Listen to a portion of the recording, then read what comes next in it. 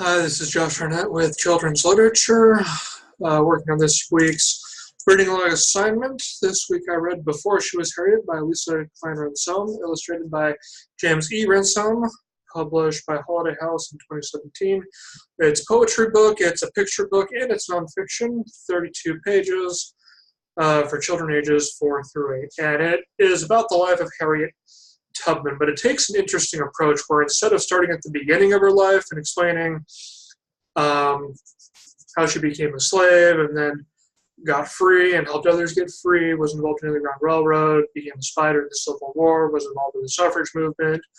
It starts at the end where she's an old woman at the end of her life, and then it says before she was that, she was a suffragette advocating for women's rights. And before she was that, she was a Civil War spy, and before she was that, and so on and so forth, all the way back to the beginning when she was just a little girl at the beginning of her life.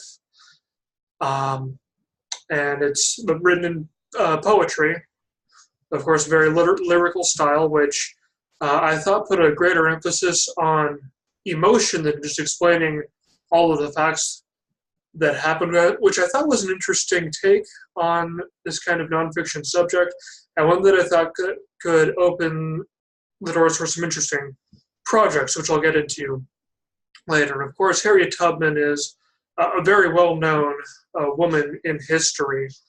I remember learning about her in elementary school, and but even then I didn't remember that she was involved in just so many different things throughout her life. And it was really interesting to see the illustrations in this book are really good to look at, really go well with the poetic text. And again, it places a greater emphasis on the emotion of the event rather than the facts of the event, which I think helps you to connect to it on a personal level.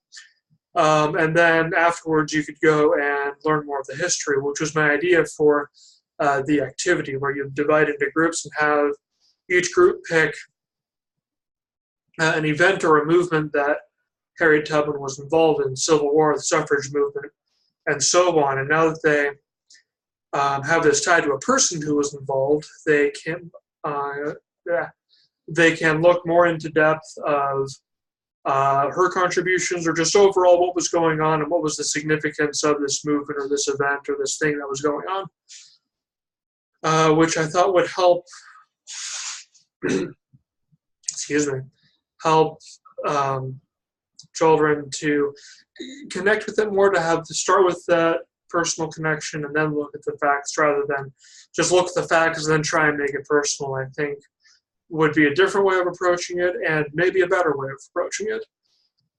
So that is my thoughts on Before She Was Harriet, and I'm looking forward to seeing what the rest of you read this week.